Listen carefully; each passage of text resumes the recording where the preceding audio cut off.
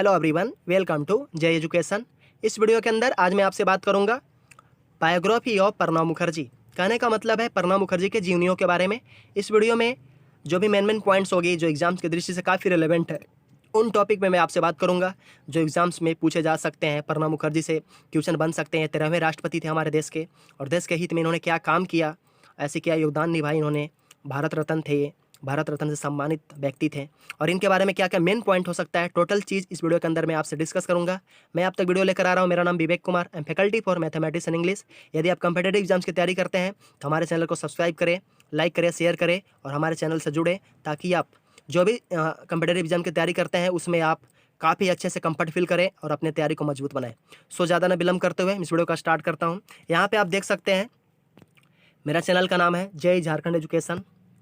Main topic है biography of Pranab Mukherjee.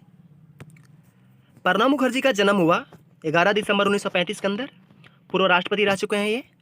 11 दिसंबर 1935 को इनको जन्म हुआ पश्चिम बंगाल के बीरभूम जिले के अंदर, पश्चिम बंगाल के बीरभूम जिले में। कामदा किंकर मुखर्जी इनके पिताजी का नाम था, कामदा किंकर मुखर्जी। माता का नाम था राजलक्ष्मी मुखर्जी, राजलक्ष्मी मुखर्जी। पत्नी थी इनके सुभद्रा मुखर्जी, ये भी पॉइंट याद रहना चाहिए। मृत्यु इनका हुआ 31 अगस्त 2020 के अंदर, दिल्ली के अंदर हुआ 31 अगस्त 2020 में। राष्ट्रपति पद पर रहे थे ये 25 जुलाई 2012 से लेकर 25 जुलाई 2017 तक, यानी कि 5 साल, 2012 से 2017 तक राष्ट्रपति पद पर रहे थे। आगे बढ़ते हैं। प्रणब मुखर्जी देश के 13वें राष्ट्रपति थे। प्रणब मुखर्जी देश के 13वें राष्ट्रपति थे। देश के वित्त मंत्री रहे थे 1982 से 1984 तक।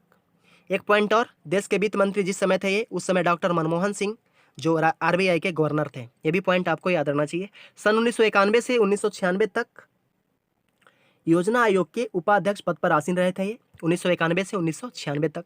पद्म विभूषण इनको दिया गया, नवाजा गया 2008 के अंदर पद्म विभूषण, और भारत रत्न 26 जनवरी 2019 को, मतलब कि 26 जनवरी गणतंत्र दिवस के शुभ मौके पर इनको दिया गया। 2008 में पद्म विभूषण और भारत रत्न 26 जनवरी 2019 को। मेन पॉइंट है, इसको आपको याद रहना चाहिए कि क्वेश्चन इसी दो पॉइंट्स में ज़्यादा बनने की संभावना है। पद्म विभूषण 2008 के अंदर और भारत रत्न 26 जनवरी 2019 में।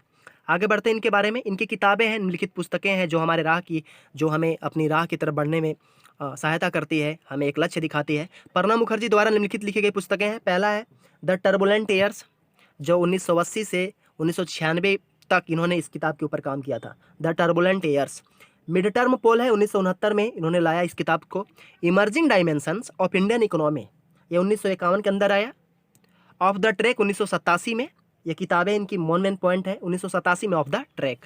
Saga of struggle and sacrifice, यहाँ पे दो पॉइंट है, इस वर्ड को आपको रखना चाहिए। स्ट्रगल का मतलब होता है संघर्ष और सेक्रीफाइस का मतलब होता है बलिदान, और सागा जो अपने जीवन से बताती है। तो ये जो स्ट्रगल, संघर्ष और जो बलिदान है, इसके संबंधित 1992 में इन्होंने एक किताब लाया। चैलेंज बिफोर द नेशन, मतलब कि राष्ट्र से पहले चुनौती जो है, 1992 के अंदर इनको इन किताब का नींव रखा। The dramatic decade, the days of India Gandhi years, 2014 के अंदर आया। यह भी किताब थी, बहुत इंपॉर्टेंट किताब है। अगला किताब है पुस्तक कोएलिशन ईयर्स। पुस्तक कोएलिशन ईयर्स 1996 से 2012 के अंदर इन्होंने काम किया था इस किताब के ऊपर, पुस्तक कोएलिशन ईयर्स के ऊपर। लेकिन इनकी प्रकाशन हुई किताब का 2017 में, यह भी पॉइंट आपको रहना चाहिए। अन्य किताबें इनके हैं बियॉन्ड सर्वाइवल, ये किताब है। थॉट एंड रिफ्लेक्शंस, ये भी किताब है। Selected speeches of president of India Pranab Mukherjee, ये 3 किताब है जो ज़्यादा मायने रखता है। Beyond survival, thought and reflections, selected speeches of president of India Pranab Mukherjee. 1969 में पहली बार राज्यसभा सदस्य चुने गए ये, पहली बार 1969 के अंदर राज्यसभा सदस्य थे।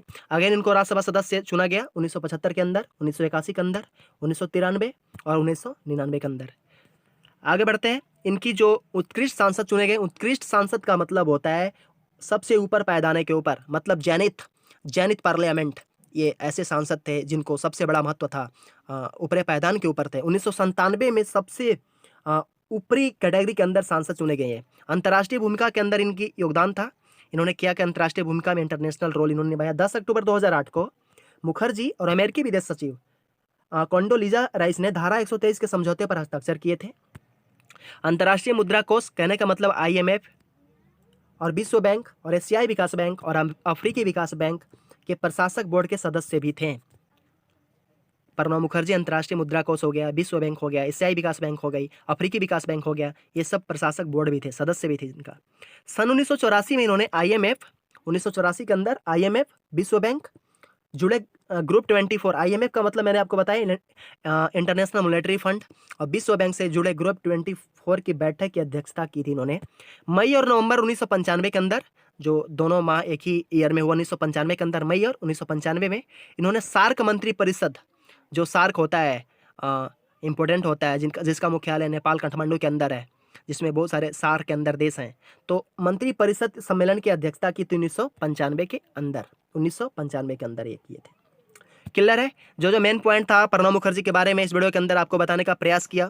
मैं आशा करता हूँ वीडियो आपको अच्छा लगा होगा। अच्छा लगे दोस्तों का शेयर करें, कमेंट करें, और हाँ, आप हमारे यूट्यूब चैनल को सब्सक्राइब करें।